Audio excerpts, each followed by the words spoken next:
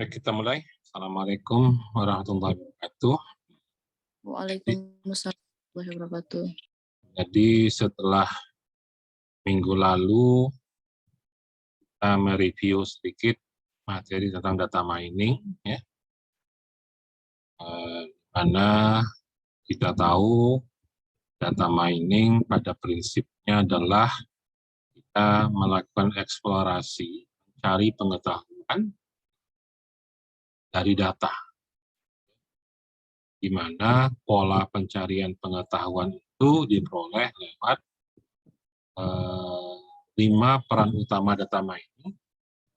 Yang pertama ada estimasi, yang kedua ada peramalan atau prediksi, yang ketiga ada yang namanya klasifikasi, yang keempat clustering, dan kelima asosiasi.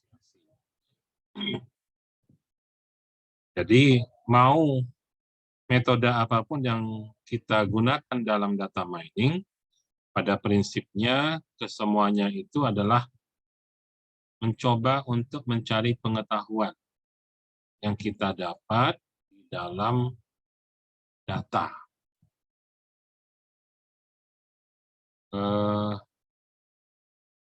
Saya nggak tahu kelas bisnis intelijen, rasanya juga ada di semester ini, saya nggak tahu materinya seperti apa. Ya, kebetulan saya semester ini juga kalau di Unsri ngajar mata kuliah bisnis intelijen. Jadi pada prinsipnya bisnis intelijen itu adalah penggunaan data mining untuk mengambil keputusan. Jadi bisnis intelijen pada dasarnya adalah penggunaan data mining yang mana nanti pengetahuan yang kita peroleh dari data mining itu akan dimanfaatkan dalam pengambilan keputusan. Saya ngajar bisnis intelijen begitu sih materinya. Karena akan digunakan untuk mengambil keputusan, sudahlah tentu kita berharap pengetahuan yang kita peroleh dari data mining itu adalah pengetahuan atau informasi yang valid yang dapat dijadikan landasan dalam pengambilan keputusan. Pengetahuan yang valid itu tentunya perlu kita uji pengetahuan yang kita peroleh tadi. Maka dalam data mining, setelah kita mengumpulkan data, datanya dieksekusi dengan algoritma data mining, diimplementasikan ada salah satu metode yang ada dari 5 tadi, estimasi, prediksi, klasifikasi, clustering, atau asosiasi. Yang kesemuanya akan menghasilkan pengetahuan, tapi sebelum digunakan pengetahuan, maka pengetahuan itu wajib kita evaluasi. Ya, jadi dengan evaluasi nanti kita bisa lihat kalau ada error, harapan kita errornya kecil. Kalau kita memperoleh nilai akurasi, tentunya kita harap memperoleh nilai akurasi yang tinggi. Ya. Kalau estimasi atau prediksi, itu ukurannya, kualitasnya itu dari nilai error. Kita harap errornya kecil. Kalau klasifikasi, kita harap akurasinya tinggi. Ya. Kalau clustering, kita harap klasternya padat, dekat datanya. Mana ukuran kualitas clustering itu salah satunya ditunjukkan dengan nilai DBI, ya, Davis Buden Index, dan seterusnya. Nah, ya, semua hasil data mining itu akan kita evaluasi.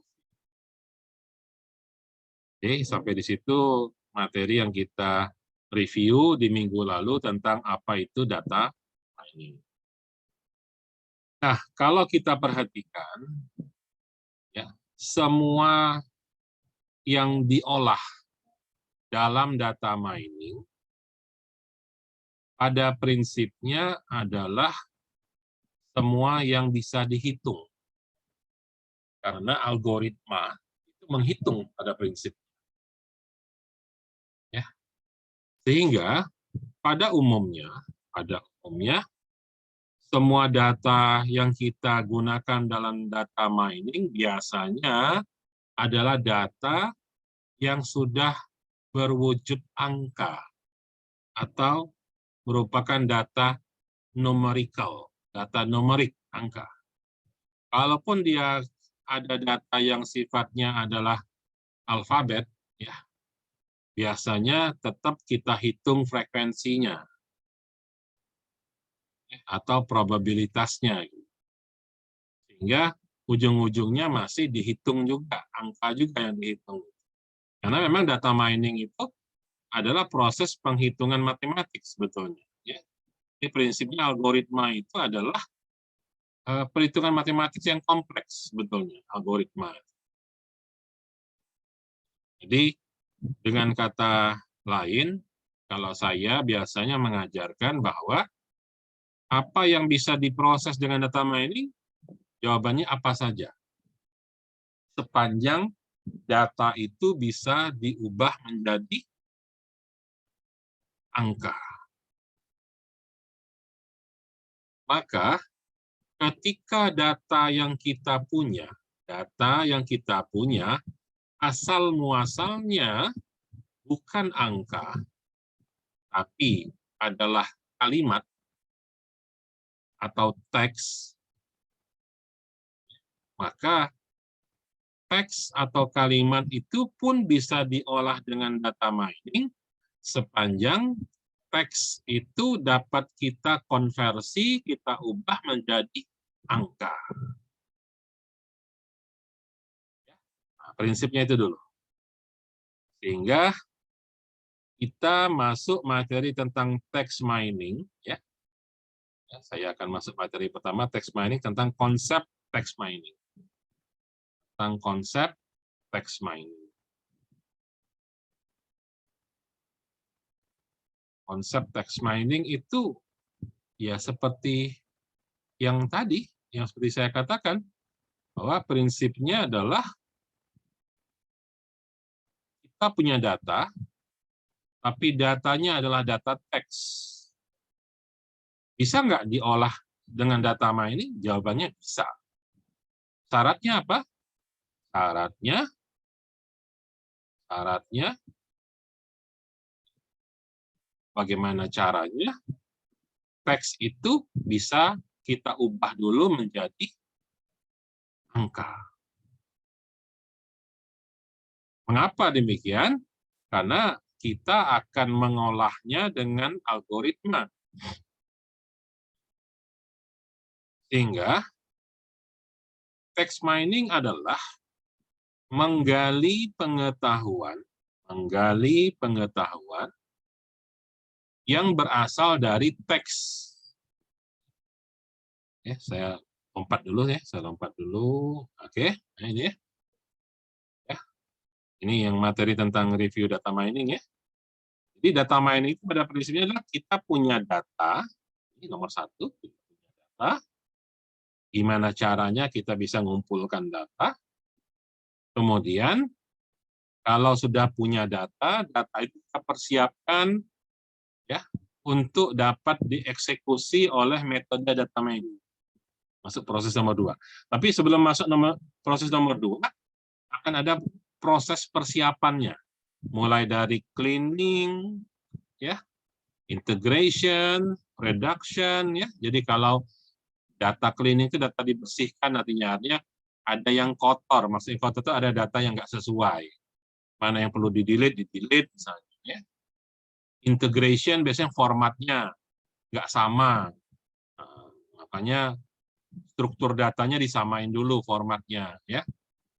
Kalau dia bilangan integer, ya bagaimana bilangan integer. Kalau dia bilangan real, formatnya harus bilangan real misalnya. Komanya mau pakai berapa digit di belakang koma misalnya. Dia didefinisikan sebagai data yang sifatnya nominal, ordinal, atau scale. misalnya, ya. Ya, jenis interval atau rasio misalnya. Ya, disamain. Kemudian dia apakah dia jenis data integer tadi ya, datanya binominal atau data polinominal. Nah, itu diintegrasikan dulu, disamakan dulu, ya. Kalau kolomnya terlalu banyak, atributnya terlalu banyak, mungkin perlu direduksi.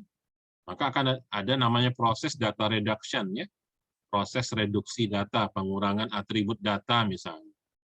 Kita kenal ada prinsipal komponen analisis, ada yang namanya SVM, ya, macam-macam untuk teknik-teknik untuk mereduksi dan sebagainya. Atau harus diubah, ya, data transformation. Misalnya ada huruf besar, ada huruf kecil, mau diapain? Dijadikan huruf besar semua atau jadi huruf kecil semua misalnya. Atau harus dikonversi dulu, ya. Intinya mengubah transformasi. Baru setelah data itu siap, baru bisa masuk ke dalam metode data mining yang kita pilih. Mau estimasi, mau diprediksi, mau diklasifikasi, diklaster, atau dicari hubungan asosiasinya. Yang mana nanti metode data mining proses nomor 2 tadi akan menghasilkan pengetahuan. Nah, pengetahuan tadi terus tentunya harus dievaluasi untuk mengetahui kualitas pengetahuan. Ya, ukuran evaluasinya kalau diperiksa errornya kita berharap kecil. Kalau diperiksa kita berharap akurasinya tinggi dan sebagainya, ya. Nah, ini proses data mining yang pada umumnya. Nah, selanjutnya adalah seperti saya katakan tadi, kalau datanya itu bukan angka, kalau data itu adalah kalimat atau kata-kata, teks, maka yang namanya data pre-processing-nya ada tambah satu lagi, ini yang paling bawah. Selain data cleaning, data integration, data reduction, dan data transformation, maka ada proses tambahan yang disebut dengan text processing. Bedanya cuma di situ, ya.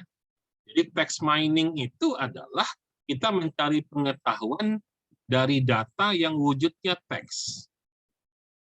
Yang data wujudnya teks. Karena dia teks, tentunya sebelum kita masukkan dalam algoritma, perlu ada pemrosesan dulu teks itu supaya teks bisa diubah menjadi angka atau jadi numerik. Ya, prinsipnya itu. Jadi tolong dipahami apa arti atau apa yang dimaksud dengan konsep text mining.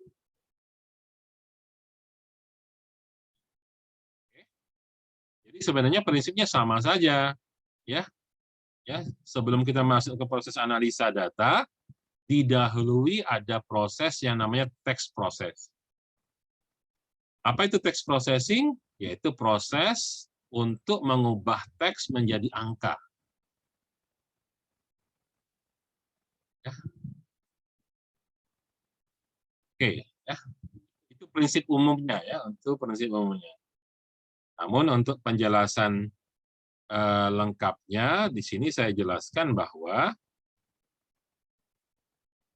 data yang berupa teks, ya, data yang berupa teks disebut data yang tidak terstruktur. Data teks itu adalah data yang tidak terstruktur. Kalaupun dia agak terstruktur, maka dia maksimum hanya disebut data yang semi terstruktur. Tapi yang pasti umumnya data itu sifatnya, kalau data teks, sifatnya adalah unstructured, data yang tidak terstruktur. Apa yang dimaksud dengan data yang terstruktur? Ini yang perlu kita pahami. Balik lagi pelajaran mungkin semester 2 kali ya. Pelajaran struktur data, pelajaran basis data. Ya. Ingat lagi, Apa yang dimaksud dengan data yang terstruktur? Data yang terstruktur itu adalah data yang jelas baris dan kolomnya. Ingat ya, struktur data itu prinsipnya dalam basis data ada baris, ada kolom. Yang baris kita sebut record, sementara kolom kita sebut sebagai atribut. Ingat-ingat lagi itu pelajaran struktur data atau pelajaran basis data. Ya. Jadi dengan prinsip yang demikian bahwa data teks disebut data yang tidak terstruktur. Kenapa?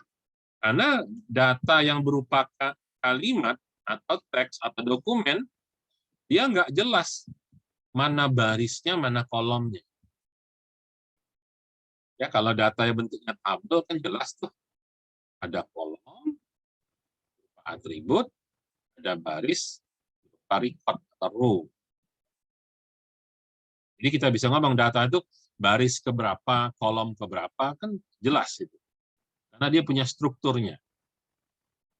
Sementara data yang tidak terstruktur, itu contohnya adalah data teks, itu tidak jelas dia di baris keberapa.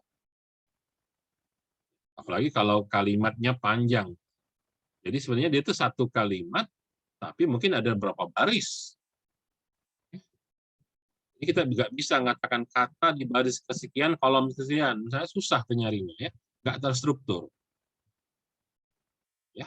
Sehingga kita punya tugas, kalau kita punya data teks, kita punya tugas yaitu melakukan konversi, ya, melakukan konversi, mengubah data yang semula tidak terstruktur, itu berupa teks, berubah menjadi data yang semi terstruktur. Dan data yang semi terstruktur ini sudah jelas mana baris, mana kolom. Oke, sampai di sini bisa dipahami ya, prinsip dasarnya dulu nih.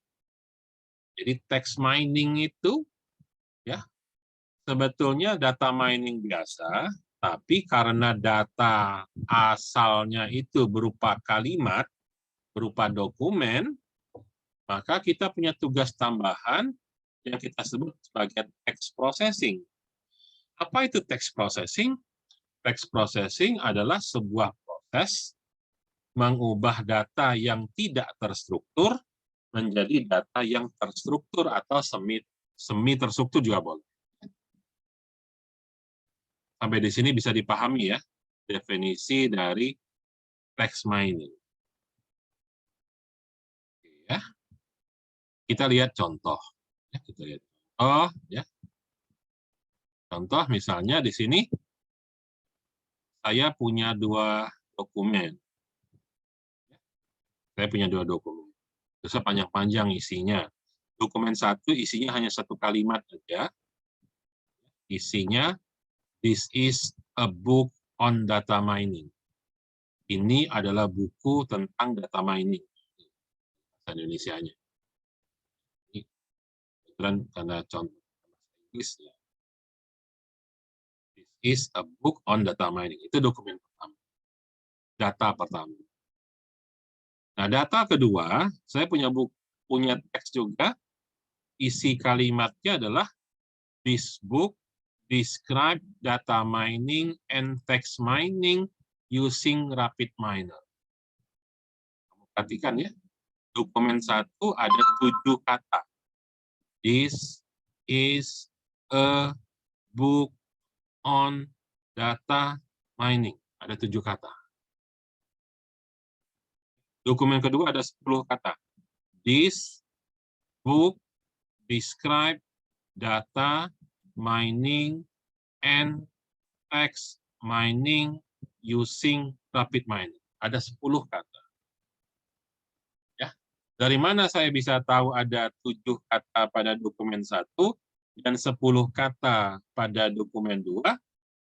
Jawabannya, karena yang disebut satu kata Ya, dalam dokumen itu adalah sesuatu yang dipisahkan oleh spasi. Jadi kalau dia dipisahkan oleh spasi, kita anggap dia sebagai satu kata. Makanya hati-hati kalau menulis. Ya. Tata bahasa mengatur. Makanya nanti akan ada kata ulang. Ya, kata ulang itu kata yang dikasih sambung. Misalnya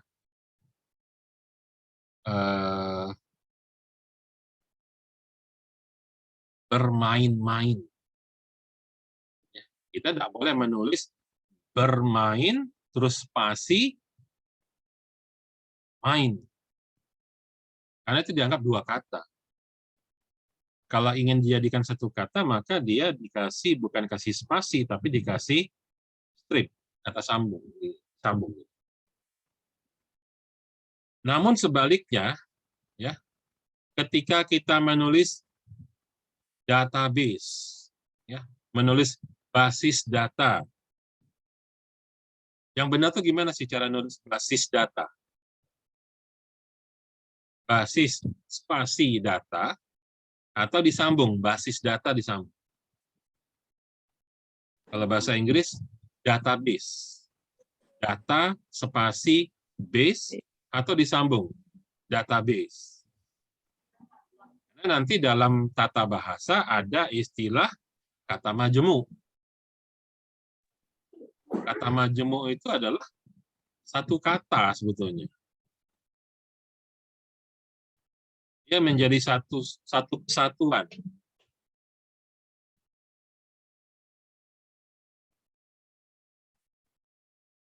Karena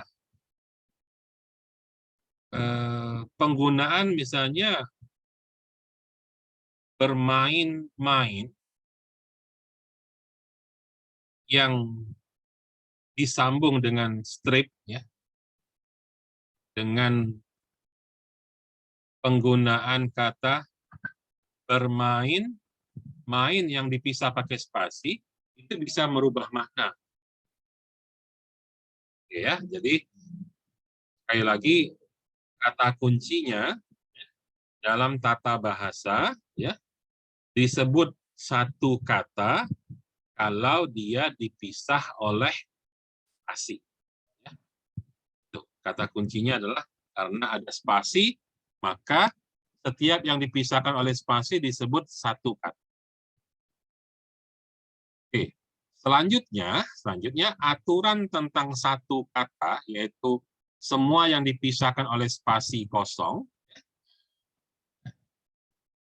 Di sini dikatakan bahwa setiap kata disebut token. Setiap kata disebut token. Nah, selanjutnya adalah proses memisah-misah kata atau memotong-motong kata yang ada di dalam sebuah dokumen disebut proses tokenisasi. Bahasa Inggrisnya tokenization. Jadi apa itu tokenisasi? Proses pemotongan kata di dalam sebuah dokumen atau di dalam sebuah kalimat.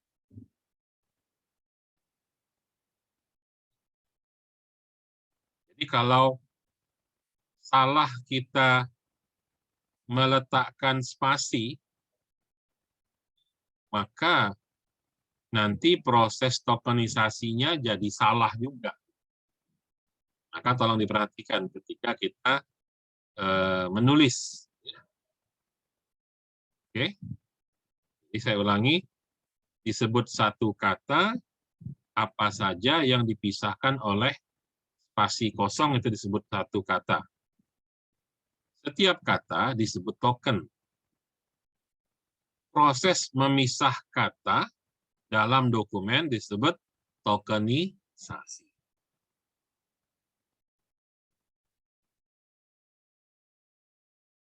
Sampai di situ bisa dipahami ya. Jadi dari itu kita punya pemahaman. Kita punya pemahaman bahwa yang disebut dokumen itu adalah kumpulan token yang tersusun. Jadi dokumen adalah, kalau di sini disebutkan bahasa Inggris, sequential collection of token. Artinya apa? Dokumen itu adalah kumpulan kata-kata yang telah terurut. Gimana cara mengurutkannya? Itulah pelajaran tata bahasa. Pelajaran grammar. Ya. Jadi sekali lagi ya, saya ulangi. Kita bilang kata adalah segala yang dipisahkan oleh spasi. Satu kata disebut juga sebagai token. Proses pemisahan kata dari dokumen disebut tokenisasi. Dengan demikian, kita menarik kesimpulan bahwa sebetulnya dokumen itu apa? Dokumen adalah kumpulan dari token-token yang berurut. Bagaimana cara mengurutkannya? Itu pelajaran tata bahasa, pelajaran grammar. Ya, oke. Jadi dengan kata lain, dokumen adalah kumpulan dari token. Oke, ya, sampai di situ bisa diikuti ya.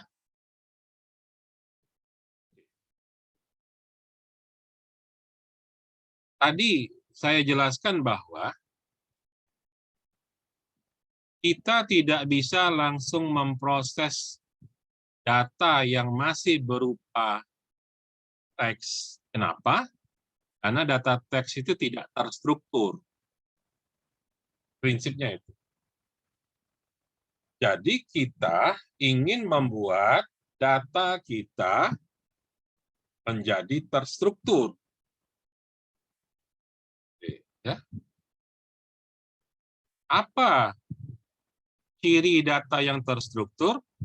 Data yang terstruktur adalah data yang jelas mana baris, mana kolom. Oke? Sampai di situ bisa dipahami ya? Iya, Pak.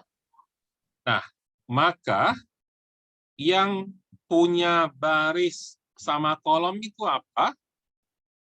Yang punya baris sama kolom itu secara matematik disebut matriks.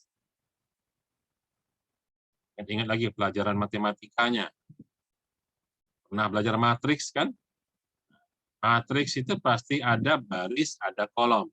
Tinggal ada matriks satu baris, ada matriks satu kolom, itu lain cerita. Intinya tetap yang disebut matriks itu pasti ada baris, pasti ada kolom. Jadi, kalau kita ingin mengubah data kita yang semula teks yang nggak jelas mana baris, mana kolomnya, pengen kita buat jadi terstruktur, sudah tentu kita ubah data itu menjadi matriks. Jadi kita akan membuat matriks. Matriks apa yang kita buat? Karena data kita adalah kata-kata atau istilah atau token tadi ya, maka tentunya matriks yang kita buat adalah matriks dari kata-kata. Jadi matrix of terms itu artinya matriks dari kata-kata, matriks dari istilah, kalimat. Tadi kita jadikan kata-kata. Kita buat matriksnya. Jadi dalam hal ini, setiap dokumen menjadi satu baris. Setiap dokumen menjadi satu baris. Karena kita tadi punya dua dokumen, maka akan ada baris satu, akan ada baris kedua. Baris 1 adalah dokumen 1, baris kedua adalah dokumen kedua. Kolomnya yang mana? Kolomnya adalah kata-kata yang ada dalam baris tersebut. Sehingga dokumen kita yang awalnya adalah ini, dokumen 1, this is a book in data mining. Dokumen 2, this book describe data mining and text mining using RapidMiner. Ya. Baris 1 ada 7 kata, baris kedua ada 10 kata. Oleh kita jadikan matriks. Ya. Bahwa baris 1, dokumen 1, yang isinya bahwa 1 itu menunjukkan berapa kali kata itu muncul. Jadi huruf angka 1 itu menunjukkan berapa kali frekuensi kata tersebut muncul. Jadi dalam dokumen 1, is 1 kali, is 1 kali, 1 kali, book 1 kali, on 1 kali, data 1 kali, mining 1 kali. Describe nggak ada, text tidak ada, RapidMiner tidak ada, and tidak ada, using tidak ada. Sebaliknya pada dokumen kedua, is ada 1, is tidak ada, tidak ada, book ada 1, dan seterusnya. Ya. Oke. Jadi kita sudah punya matriks yang isinya adalah baris berisi dokumen 1 dan dokumen 2, kolom adalah frekuensi kata itu muncul berapa kali di dalam setiap dokumen. Oke. Selanjutnya, data yang sudah berupa matriks tadi, kalau kita lihat, belum standar. Kenapa belum standar? Kalau balik lagi ke transaksi tadi, maka ya kan tidak semua sama. Karena apa? Karena isi setiap baris belum tentu sama dengan baris-baris yang lain. Makanya ada yang 1, ada yang 0. Maka kita lihat perbandingannya. Kita buat perbandingannya. Misalnya di dokumen 1, kata this muncul 1 kali. Dibandingkan terhadap total jumlah katanya. Jadi 1/7. Sama dengan 0,1428. Begitu juga kata yang lain. Is a book on data mining, semuanya hanya ada 1 kali. Tapi nilainya adalah 1/7. Karena dia muncul sekali dari 7 kata yang ada dalam dokumen 1. Sebaliknya, pada dokumen 2, this itu 1 kali muncul dari total 10 kata yang ada dalam dokumen 2. Kamu lihat, sama-sama this, tapi yang 1 adalah 1/7, yang satu lagi 1/10. Padahal katanya sama this, sama-sama muncul 1 kali. Sehingga kita tidak bisa mengatakan kata itu penting atau tidak penting, karena perbedaan perhitungan. Yang 1 adalah 1/7, satu lagi 1/10, padahal sama-sama kata this. Mining. Mining di dokumen 1 munculnya 1 kali, tapi per 7. Tapi mining di dokumen kedua munculnya 2 kali. Per 10, 0,2.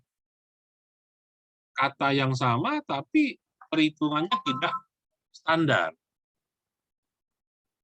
Sehingga di sini seolah-olah datanya sudah berubah, yang semulanya teks sudah berubah jadi angka. Tapi angkanya belum standar. Jadi dengan kata lain, angka ini belum bisa kita gunakan untuk masuk dalam algoritma. Oke. Bagaimana caranya supaya bisa standar? Maka ada sebuah teori yang namanya TF-IDF. Apa itu TF-IDF? Ya. TF-IDF adalah sebuah metode untuk mengubah teks atau kata-kata diubah menjadi angka, jadi numerik.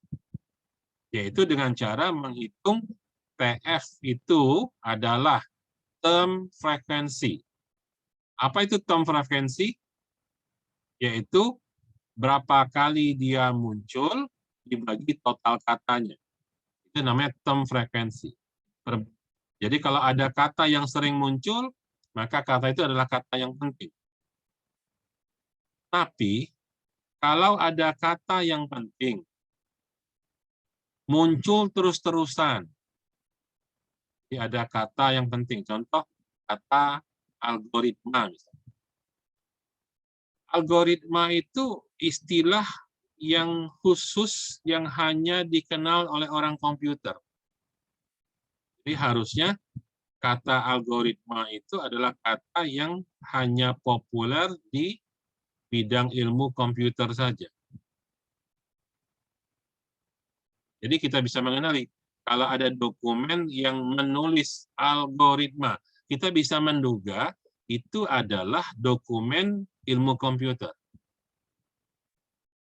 Kenapa? Karena sangat jarang atau bahkan tidak ada dokumen kedokteran itu pakai algoritma. Di pertanian misalnya, boleh dikatakan nggak ada. Kalaupun ada, sekali-sekali sangat jarang muncul. Perhatikan dengan kata-kata yang lain misalnya. Apa? Kata adalah misalnya. Dalam bahasa Indonesia adalah misalnya. Adalah itu kalau kita lihat dalam dokumen ilmu komputer, dalam teks ilmu komputer ada. Di dokumen ekonomi ada. Di dalam dokumen kedokteran ada. Dalam dokumen pertanian ada. Jadi kata adalah itu kata yang muncul di banyak dokumen. Hampir semua dokumen bisa kita temukan kata adalah. Dengan kata lain, kata adalah itu kira-kira kata yang penting nggak sih? Kita bisa bilang kata adalah kata yang tidak penting. Kenapa? Dia muncul di segala dokumen. Dia muncul di banyak dokumen. Jadi kata yang banyak muncul di banyak dokumen, itu biasanya bukan kata yang penting. Nah, kita itu prinsipnya adalah data kita ubah dari teks menjadi angka, ya, dengan maksud untuk dapat mengenali kata mana yang penting, kata mana yang nggak penting. Nah, sehingga kita gabungkan dua prinsip ini tadi. Kata yang penting adalah kata yang sering muncul dalam sebuah dokumen, tapi dia disebut penting kalau jarang-jarang muncul di dokumen yang lain. Jarang yang muncul di dokumen lain itu disebut kebalikan. Kebalikan itu bahasa Inggrisnya adalah inverse. Jadi ada istilah IDF yang disebut sebagai inverse document frequency. Gabungan dari dua metode ini menghitung term frekuensi, yaitu seberapa sering sebuah kata muncul dalam sebuah dokumen, ya, digabungkan dengan seberapa jarang dia muncul dalam banyak dokumen.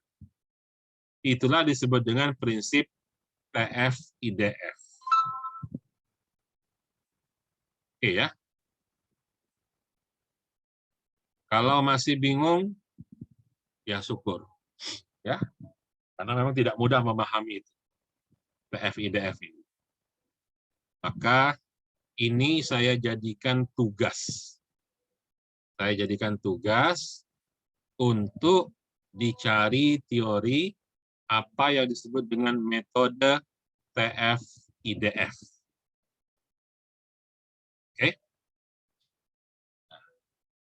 Sebelum kita lanjut, saya akan tunjukkan dulu, saya akan tunjukkan contoh, ya, Saya akan tunjukkan contoh. Ini contoh skripsi ya.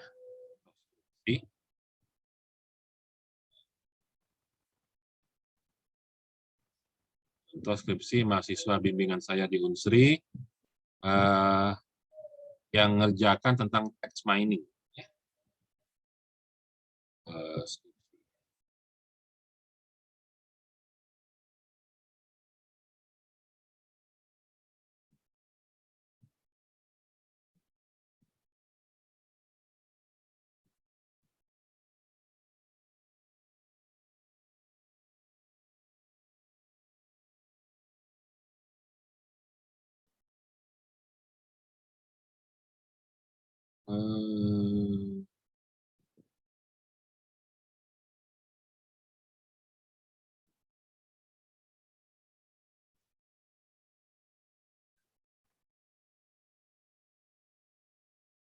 Ada teori ya. Ini tentang konversi format.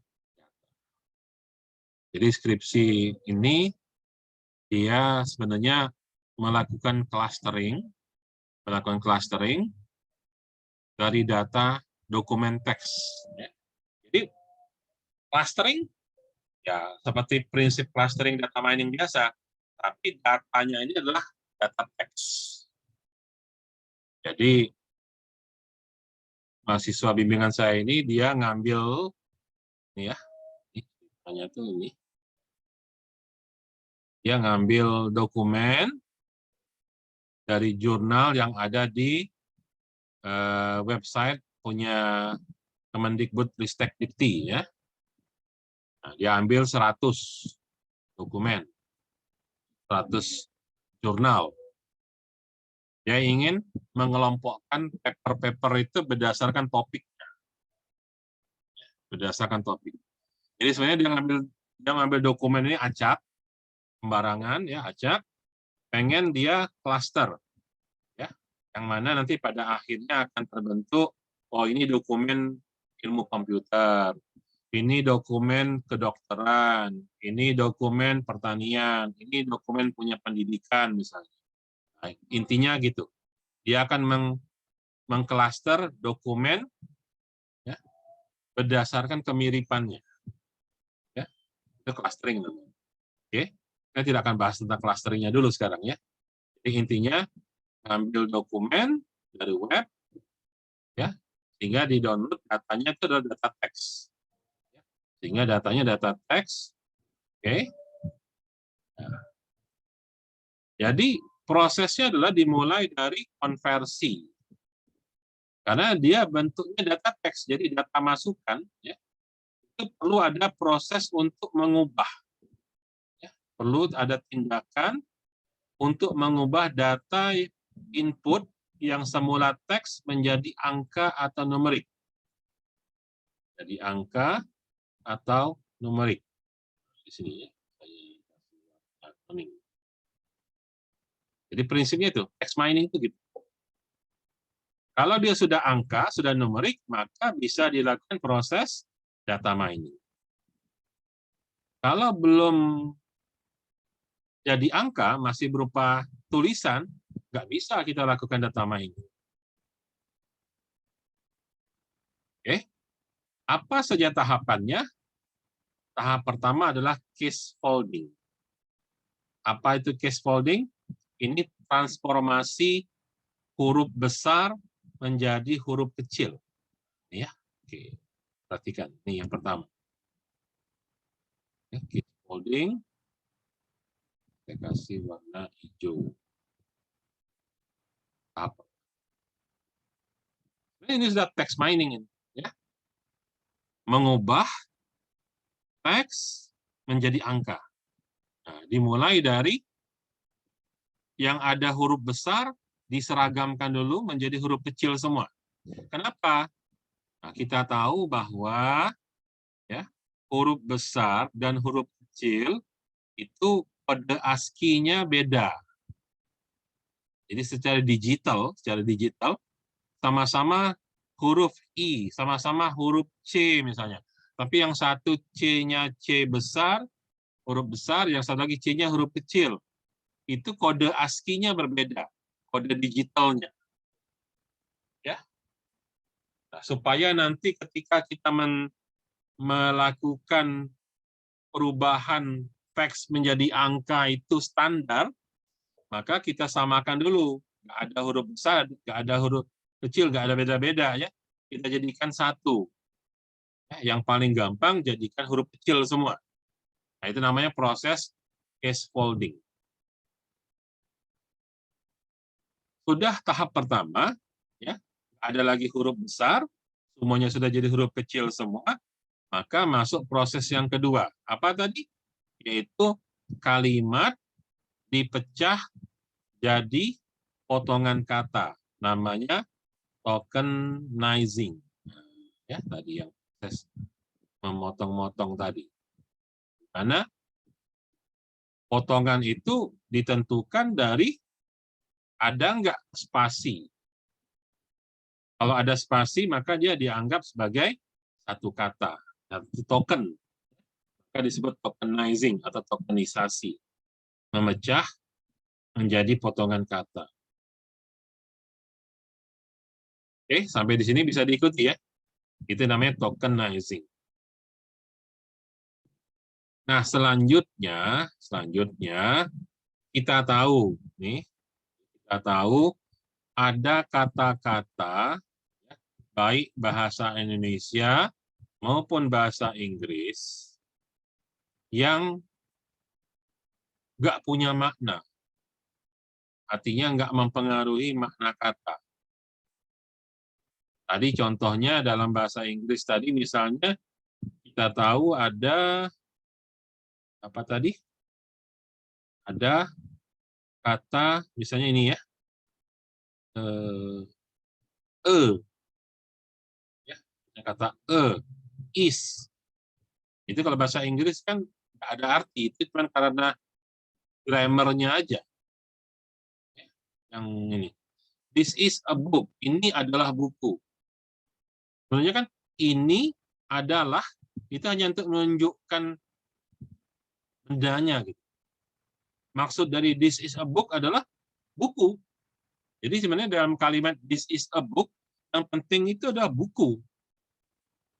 Bahwa ini sebuah buku, pakai itu kan menunjukkan sebuah, is adalah, this to ini, ya apa bedanya ini buku sama itu buku? Cuma menunjukkan kalau ini itu menunjukkan ke sesuatu yang dekat dengan kita, ini itu menunjukkan sesuatu yang jauh dari kita. Tapi maksudnya kalau this is a book, ini adalah buku, sebuah buku, that is a book, itu adalah buku, itu sana, ada di sana itunya. Itu cuma menunjukkan, tapi maknanya adalah buku yang pentingnya. Jadi kata-kata this is a, itu bukan kata yang penting. Ya. Maka kata yang tidak penting itu ya, perlu kita buang. Ya, kalau bahasa Inggris, this, and, ya. Kalau bahasa Indonesia tadi bisa adalah, maka, dari, misalnya. Itu banyak kata-kata yang nggak penting. Ini saya punya daftarnya. Saya punya daftar.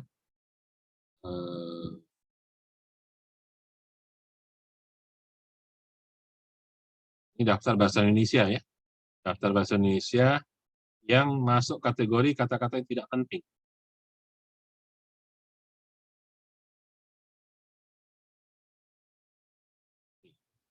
Buat bahasa Indonesia. Ada, adalah, adanya, adapun, agak, agaknya, agar, akan, akankah, akhir, akhirnya, aku, akulah, amat, dan seterusnya. Ini banyak nih kata-kata yang sebenarnya tidak punya makna yang penting dalam sebuah kalimat. Ya, ini disebut stop word. Ya, stop word. Oke. Nah, jadi balik lagi ke tadi, tahapan tadi, setelah dipotong-potong jadi kata-kata, maka akan dipilih kata-kata mana yang penting, mana kata-kata yang tidak penting. Maka dilakukan tahapan yang namanya stop word removal, yaitu menghilangkan kata-kata yang sering muncul dan tidak memiliki makna.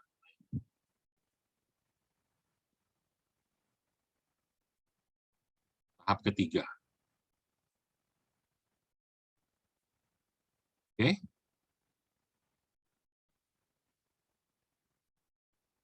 Kalau kita sudah membuang kata-kata yang tidak punya makna tadi, maka selanjutnya akan ada tahap yang namanya stemming.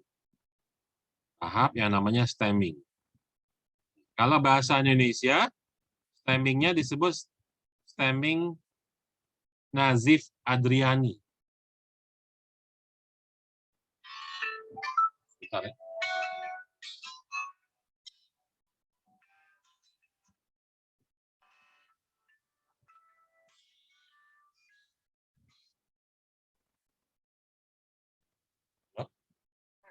Ya. Bapak baca ambil kuda. Baca motor bebas bersama mobil. Sudah selesai. Sudah lama selesai. Kan apotek sudah juga. Ya sudah, masih ngajar. Bentar ya. Ya sudah. Di mana? Di mana? Aman ya. Di Indomaret ya lah.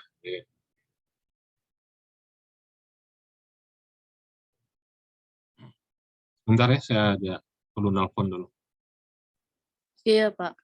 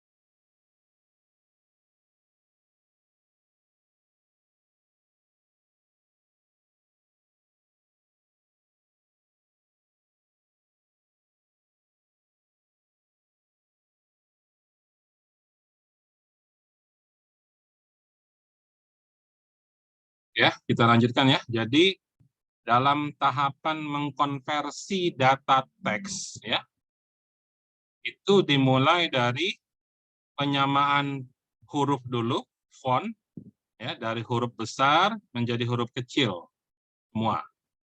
Ya, semuanya huruf kecil semua.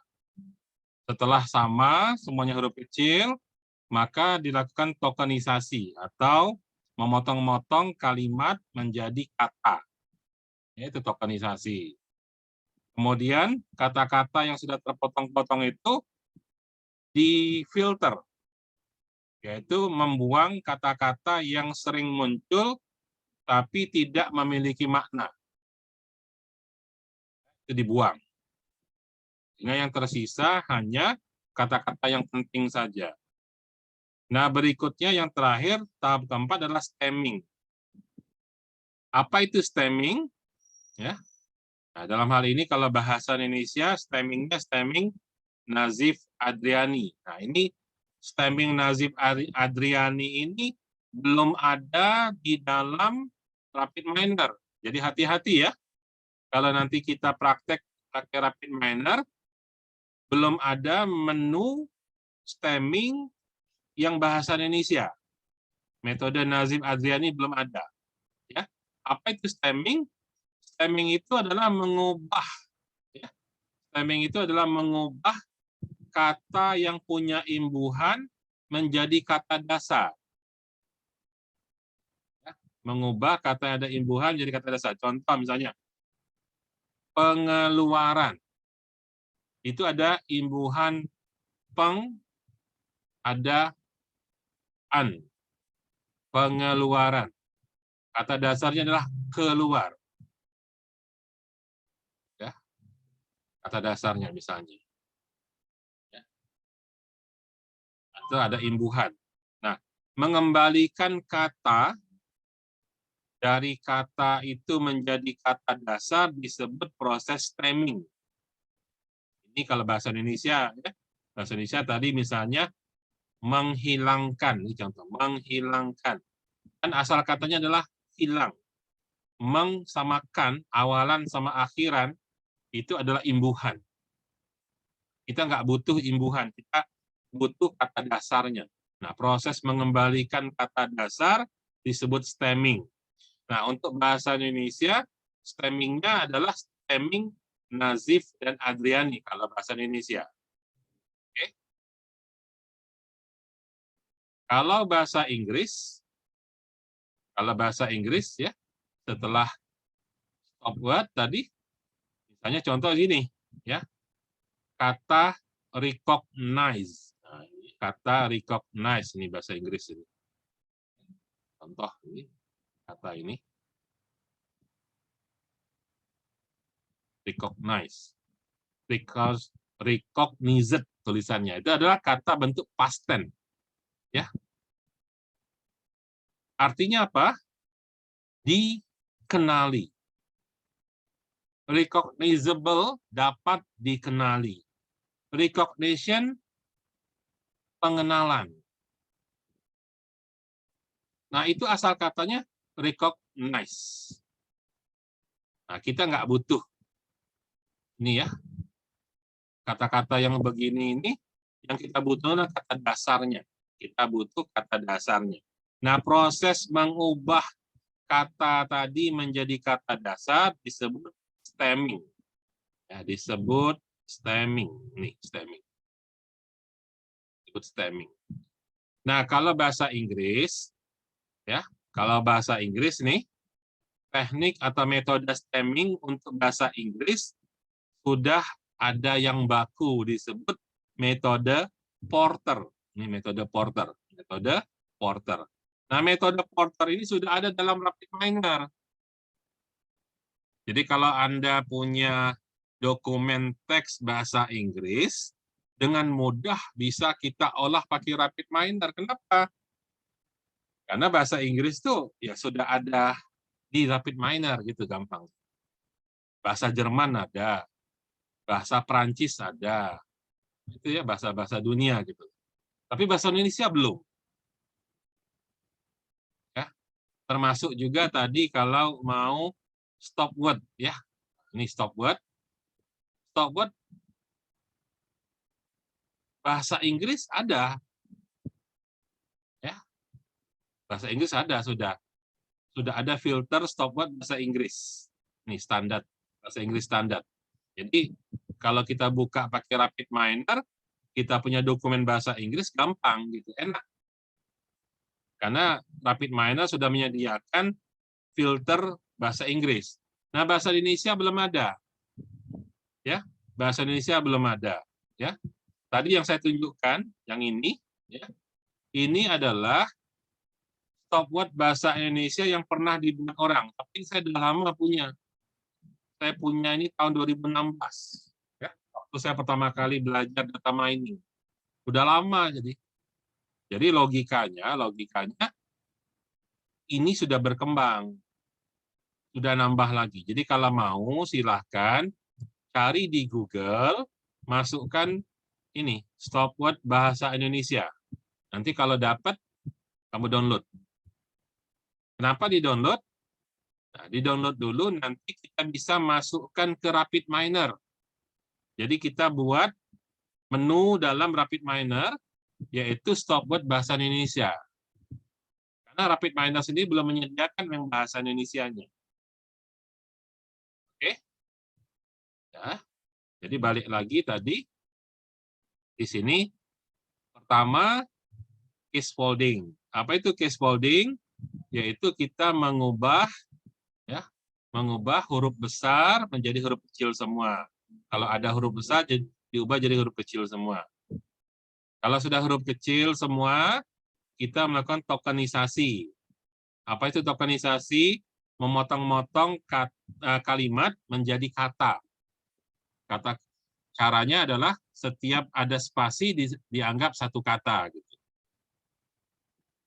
Kemudian potongan-potongan kata tadi difilter, yaitu membuang kata-kata yang terdaftar dalam daftar stop word. Artinya apa? Kata-kata yang masuk dalam daftar stop word itu adalah kata-kata yang sering muncul, sering dipakai orang tapi tidak punya makna. Maka itu perlu dibuang aja. Terakhir, kita lakukan stemming, yaitu mengubah kata yang punya imbuhan menjadi kata dasar. Nah, kalau sudah sampai ke tahap keempat ini, sudah case folding, sudah tokenizing, ya, case folding pertama, kedua tokenizing, ya, tokenizing, ya, yang ketiga stop word removal, ini stop word removal, yang ketiga, yang keempat stemming. Kalau sudah dilakukan, ya, sebenarnya kita masih berupa teks dokumen yang kita punya tadi, data yang kita punya tadi masih teks, belum berupa jadi angka. Tapi yang tersisa sudah betul-betul teks yang penting. Nah, selanjutnya baru ke yang paling penting dalam proses text mining ini. Apa? Yaitu proses mengubah kata menjadi angka. Proses ini disebut proses pembobotan. Diberi nilai atau beri bobot. Nah ini. Diberi nilai atau diberi bobot. Gimana caranya? Yaitu kita melakukan proses ini. Ya, menggunakan dua metode, penggabungan dua metode. Yaitu metode yang namanya term frekuensi dan metode inverse dokumen frekuensi. Nah, ini. Kasih warna kuning, baik kelihatan. Nah, ini yang tadi saya bilang, ya, saya mau jadikan ini tugas, cari teori tentang TF-IDF ini. Ya, tugas kamu adalah mencari teori tentang TF-IDF. Tujuannya apa? Supaya kamu belajar mengerti apa itu TF-IDF. Ya, Walaupun nanti ya saya bilang pada akhirnya karena kita menggunakan rapid minor, nanti cara ngitung TF-IDF itu otomatis dilakukan oleh rapid minor. Tapi cari dulu teorinya supaya ngerti. Ya, kalau perlu cari contoh yang sederhana. Pakai 2 kalimat kayak tadi, gimana ngubah kalimat sampai jadi angka TF-IDF. Oke? Ini ada, sebenarnya di sini saya juga punya contoh. Ya, ini saya punya contoh, misalnya ini. Ya, saya punya data teks ini. Ya, ini data teks aslinya ini. Kalimatnya ini aslinya. Ini, aslinya ini. Data teks ini kalimatnya. Ini datanya. Lihat ya, ada huruf besar, ada huruf kecil. Ya. Maka langkah pertama adalah case folding. Jadi ketika sudah, ini bisa dilakukan pakai rapid minor ini, bahwa case folding itu perintah untuk mengganti huruf besar jadi huruf kecil. Ya. Jadi setelah case folding di langkah pertama, ya, ini case folding, maka selanjutnya data sudah berubah jadi huruf kecil semua. Nah, seperti ini. Sudah berubah jadi huruf kecil semua. Yang asalnya ada huruf besar, ada huruf kecil, sekarang jadi huruf kecil semua dia. Berikut, ini masih berupa kalimat. Ya. Nah, sekarang kita lakukan tokenizing. Tokenizing. Apa itu tokenizing? Kalimat dijadikan potongan-potongan kata. Ini tokenizing. Maka selanjutnya jadi kata implementasi, tata, kelola, perusahaan, di, Indonesia, telah, dan seterusnya. Ditandai, ini semua daftar katanya, daftar kata-katanya. Kemudian proses nomor 3 adalah stop word removal, membuang kata-kata yang nggak penting. Contoh, kata-kata yang nggak penting apa? Di, misalnya contoh. Dengan, dan. Nah, kita lihat berikutnya, di sudah nggak ada. Dengan sudah nggak ada. Ya. Dalam sudah nggak ada. Maka tersisa hanya ini. Berapa nih? 2, 4, 6, 8, 10, 12, 14 kata tinggal. Dari kata yang panjang-panjang tadi. Tinggal kata-kata. Tapi kata-katanya ini masih berupa kata, belum kata dasar. Contoh, perusahaan, menunjukkan. Ini kan harusnya tunjuk. Sama kan itu kan imbuhan. Ada awalan, ada akhiran. Perbaikan, kan ada awalan per, ada akhiran an. Harusnya ini kan cuma baik. Gitu. Peraturan, per, an. Kata dasarnya adalah atur. Menegakkan, kata dasarnya adalah tegak. Dan seterusnya ya. Nah, berikutnya jadi stemming. Stemming akhirnya jadi begini. Tegak, atur, baik, tunjuk, keluar, dan seterusnya. Ini adalah proses nomor 4, stemming. Tapi kalau kita lihat di sini, sampai dan selesai proses stemming, data kita masih teks, masih kata-kata, belum menjadi angka. Nah, barulah berikutnya masuk ke proses yang namanya pembobotan. Nah, ini yang saya minta tadi. Cari teori tentang pembobotan. Ya. Nah, sebenarnya banyak teori pembobotan kata, tapi yang saya minta adalah teori dengan menghitung TF-IDF. Gimana teorinya? Rumusnya seperti apa? Persamaannya seperti apa? Ya, karena ini tidak mungkin saya jelaskan dalam waktu singkat, dalam satu pertemuan ini. Ya, kalau ini kita belajar yang sebenarnya, ini minimal 2 pertemuan ngebahas tentang TF-IDF ini sendiri. Maka saya jadikan tugas saja, carilah tadi di internet misalnya ya, bagaimana menghitung TF-IDF, bagaimana kata bisa berubah menjadi angka. Nah, pokoknya nanti dapat bobotnya. Oke? Kita balik lagi ke materi yang tadi, ke PowerPoint.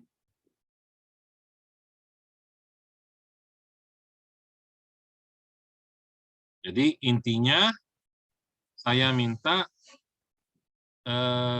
jelaskan secara teori bagaimana cara mengubah dari kata yang sudah difilter, ya, sudah dari huruf besar berubah jadi huruf kecil, semua kalimat sudah dipotong-potong jadi kata-kata, sudah jadi token. Yang token tidak penting disebut token yang apa namanya? Yang tidak penting itu maka akan dibuang dengan cara filter stop word, ya. Kemudian terakhir dia akan diubah menjadi kata dasarnya menggunakan prinsip stemming. Kalau sudah di stemming, maka selanjutnya dia akan dihitung. Dia akan dihitung. Nah, hitungnya itu adalah yang tadi, PF-IDF ini. Akan dihitung dengan cara PF-IDF. Nah, sekarang belajar teorinya dulu, ya. Cari teori tentang PF-IDF. Nanti kalau kita sudah praktek, ini gampang. Gampang banget. Tinggal klik-klik aja, karena PF-IDF-nya otomatis nanti. Tapi, ya kita sebagai orang komputer harus ngerti dasar teorinya dari mana. Jadi jangan keenakan gara-gara semuanya sudah pakai RapidMiner, sudah ada tools, alat bantu, tapi kita nggak ngerti cara dari mana aslinya. Ya. Kalau tadi dijelaskan di dalam contoh ini tadi, misalnya, ya awalnya kita punya kata dalam bentuk kalimat, ya maka dihitung berapa kali dia muncul. Nah ini this 1 kali, is 1 kali, dan seterusnya. Terus dibuat perbandingan terhadap total kata, maka dapatlah 1/7 tadi pada dokumen 1. Yang dokumen kedua 1/10, ya. Nah, jadi seperti ini angka-angkanya. Kemudian karena ini masih beda-beda, ya ada yang per 7, ada yang per 10, kita standarkan. Nah, bagaimana sampai akhirnya contohnya seperti di sini, ya. Kata-kata yang tidak penting sudah dibuang dengan stop word removal, kemudian kata yang tadinya adalah kata-kata yang berimbuhan, sudah dibuang semua imbuhannya, tinggalkan kata dasar saja. Nah, kata dasarnya ini yang akan dihitung. Ya, akan dihitung. Dihitung sehingga jadi nilai bobot PF. Nah, kalau kita praktek pakai RapidMiner, sebetulnya nanti datanya begini, cara kerjanya di RapidMiner. Ya. Pertama kita download data. Ini ya, ini adalah model untuk mengambil data dari internet. Ya, dari web misalnya. Ini gambar yang ini, yang atas ini. Ekstrak konten. Kalau ekstrak konten berarti dia baca dari web. Yang dibaca dari web itu pasti kalimat, pasti dokumen. Maka di sini lihat, ininya doc, ya. Portnya itu doc, artinya datanya berupa dokumen.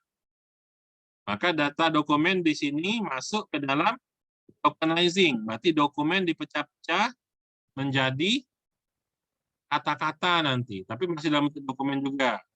Kemudian ada filter stop word. Nah ini ya, saya bilang tadi, filter stop word yang ada dalam RapidMiner adalah filter stop word bahasa Inggris. Bagaimana kalau dokumen kita bahasa Indonesia? Tentunya tidak bisa dipakai stop word bahasa Inggris. Nah, tapi di RapidMiner tersedia, ya di RapidMiner tersedia ada model stop word yang kosong. Jadi ada menu yang kosong. Nah, tugas kita adalah menu yang kosong kita masukkan dengan daftar stop word bahasa Indonesia tadi. Yang itu yang saya bilang tadi, coba cari di internet. Ya, coba cari di internet. Ya, tapi nanti saya bisa juga yang file yang saya punya nanti saya berikan juga lah, ya, sebagai stop word bahasa Indonesia yang ada. Tapi kalau ada yang terbaru lebih baik, lebih lengkap barangkali. Terus selanjutnya mau diapakan, mau difilter apa, terserah. Di sini contohnya ada transform case. Transform case itu adalah mengubah huruf besar jadi huruf kecil. Lihat ya, di sini perubahan huruf besar jadi huruf kecil diletak paling belakang sekali.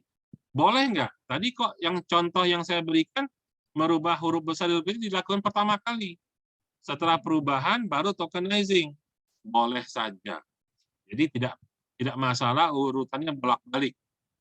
Yang penting di sini maksudnya ini ada kalimat, dokumen kalimat, kalimat dipecah dari kata-kata, kata-kata difilter, mana yang tidak perlu dibuang. Ya, apa yang perlu difilter terserah, diperiksa, difilter semua sampai yang terakhir diubah dari huruf besar jadi huruf kecil. Baru setelah itu akan ada proses penghitungan TF-IDF-nya. Nanti saya tunjukkan ketika kita praktek ya.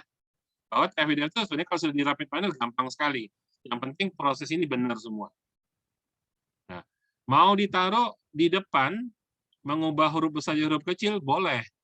Ya, ditaruh misalnya dari download ekstrak konten di sini, ya, habis ya di-download dari web di sini, kita ubah dulu datanya huruf besar jadi huruf kecil semua, baru dilakukan tokenizing, boleh. Nggak masalah. Itu nggak mempengaruhi hasil. Nanti terakhir akan ada proses TF-IDF. Sehingga hasil akhir yang kita munculkan di sini sudah berupa angka. Sudah berupa angka.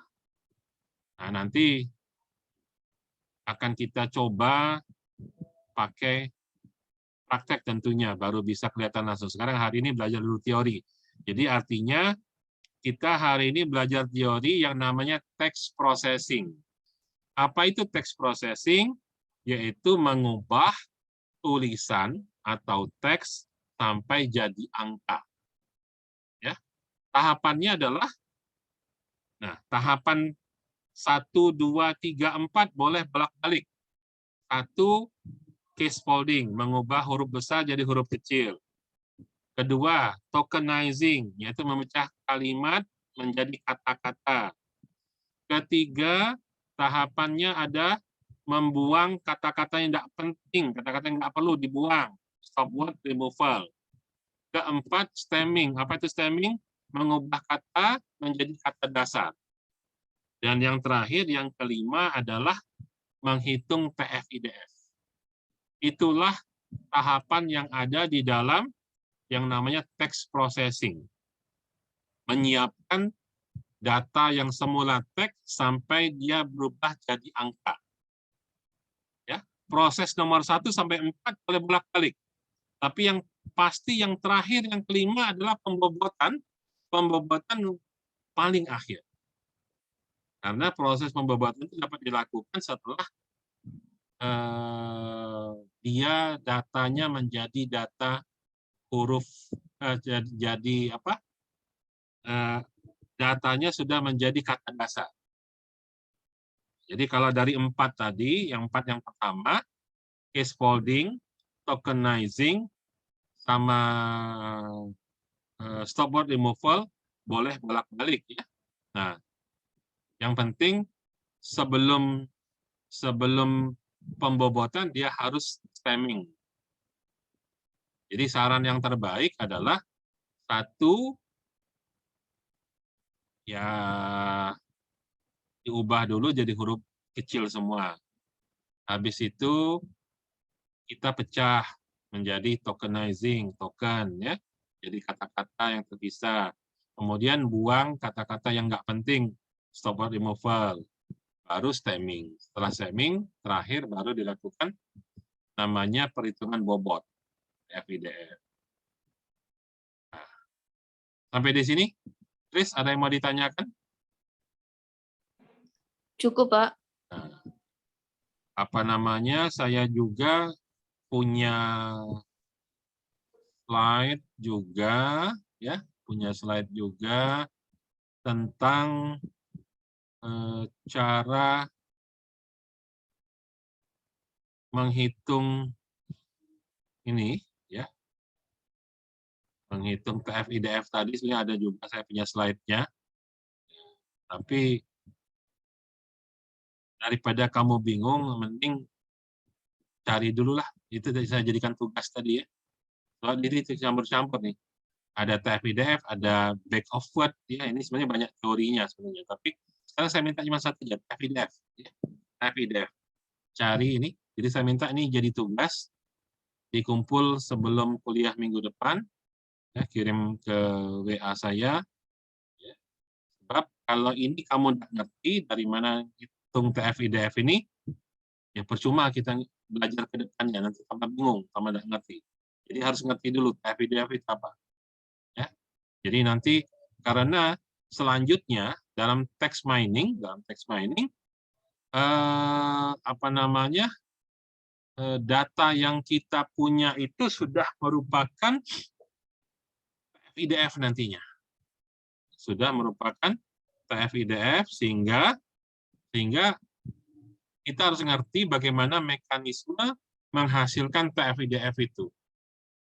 Nah, kalau sudah TF-IDF, selanjutnya sebetulnya tinggal sama kayak data mining biasa. Karena dia sudah berupa angka. Bisa dihitung apapun, mau estimasi bisa, klasifikasi bisa, ya dan sebagainya. Oke, ya. Tolong kasih tahu Nova ya. Makin sering nggak kuliah, saya makin nggak jamin. Kemarin dia WA saya minta perubahan nilai. Saya bilang semester baru. Kita udah kuliah masuk semester baru masih ngomong nilai yang lama ya. Nggak ada cerita di situ saya. Iya, Pak. Ya, tolong sampaikan. Iya, Pak. Kalau nggak mau kuliah, ya sudah, nggak apa-apa. Jangan ngambil. Saya nggak bisa dibujuk-bujuk mau minta perbaikan nilai apa nggak ada. Anda bisa, Anda lulus. Ya. Kemarin Iya. saya masih coba untuk merevisi. Jadi sebenarnya Chris kemarin dapat nilai A karena saya harus mendongkrak nilai Nova. Jadi kalau mau jujur saya katakan nilai Chris itu 70. 70 itu B, tapi B-nya B kurus, istilahnya itu B kurus. Tapi Nova itu E. Dari 15 soal apa namanya? Risk management hanya betul 2 dia itu. Ya, kalau UAS 15 soal betul cuma 2, berapalah nilainya? Nah, itu saya dongkrak di nilai dia, saya tuh mau adil ya. Saya nggak bisa cuma dongkrak satu orang. Jadi kalau saya dongkrak satu orang, semua saya dongkrak. Jadi dongkrak nilai dia itu yang dapat untungnya satu kamu, yang kedua anak kelas C juga saya dongkrak semua. Saya mau adil, nggak ada pilih-pilih kasih. Ya. Iya, Pak. Makanya kamu dari nilai 70 bisa jadi 90 berapa gitu. Nah, Iya. itu membuat si Nova dari yang semulanya E bisa jadi C. Iya. Tuh. Itu dongkraknya dari pertemuan online ini ya, Pak? Terus Iyalah. ngumpul tugas. Iyalah. Mm-mm. Dia absen dari 15 pertemuan cuma masuk 2 kali atau 3 kali. Iya. Sebenarnya saya dengan pengalaman ngajar sekian tahun, saya bisa duga ya kehadiran itu tercermin nanti pada kualitas jawaban. Iya. Jadi yang bisa dia jawab 2 soal itu barangkali ketika dia 2 kali masuk itulah. Ketika dia 2 kali masuk. Dia kan 2 kali masuk kuliah, 1 kali masuk ketika UTS. Hanya 3 kali dia masuk. Iya. Itu. Jadi benar.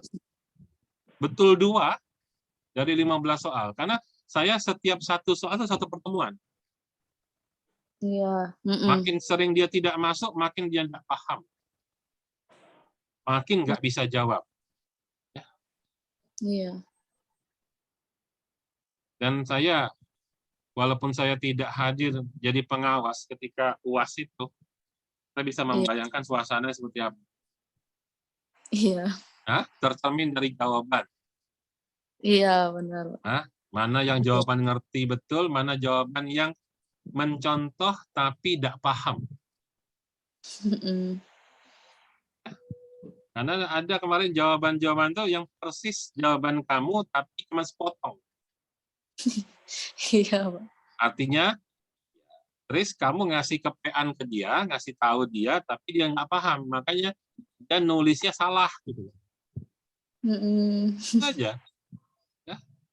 Iya, Jadilah Pak. saya sudah cukup tua untuk ngerti perilaku mahasiswa yang begitu. Iya, Jadi silahkan punya kesadaran untuk hadir kuliah. Ya. Orang Mm-mm. hadir paling tidak mendengar, itu paling tidak ada yang paham gitu. Tapi kalau tidak pernah masuk sama sekali, bengong. Iya, benar. Kamu bayangkan kalau nanti misalnya saya ujiannya ujian praktek misalnya, Iya, ya, nggak pakai teori, pokoknya saya kasih soal kerjakan rapid minor, Mm-mm. mana hasilnya. Kalau nggak ngerti ya nggak bisa pasti Iya, ngelamun aja. dari data mining kemarin aja, ya masih nyari-nyari tahu, Pak. Oke ya, Heeh. tolong kasih tahu lah, bantu Iya, kawan untuk diingatkan gitu ya. Kalau memang ini, ya terserah kembali pada orangnya sih. Kalau memang masih ingin kuliah, benar ya silakan. Kalau mau asal-asalan ya udah pasti. iya. Setiap habis mata kuliah pasti trace forward ke dia, Pak. Forward bahan, tapi kalau tidak paham percuma. Iya. Ah, Ya, maksud Tris kan mungkin punya kayak kata Bapak tadi kan, mungkin punya kesadaran sendiri dan tanggung jawab kan. kalau enggak, ya udah kita nggak usah kuliah, saya kasih bahan aja, baca sendiri, ngerti nggak? Gitu. Jangan dong, Ah, Pak. ya Iya, kalau jangan. cuma nunggu forwardan itu sama aja kan. Nah, kan kuliah tuh nunggu dijelaskan. Iya. Nah itu bedanya Mm-mm. kuliah kita sama kuliah universitas terbuka. Kalau universitas Mm-mm. terbuka cukup dikirim bahan, baca sendiri ya, habis itu nanti ujian. Iya. Mm-mm. Nah, kalau memang mau gitu. Oke ya, Iya, Pak. tolong disampaikan, mudah-mudahan selanjutnya bisa kuliah baik. Kita akhiri, terima Iya. kasih. Assalamualaikum warahmatullahi wabarakatuh. Waalaikumsalam warahmatullahi wabarakatuh.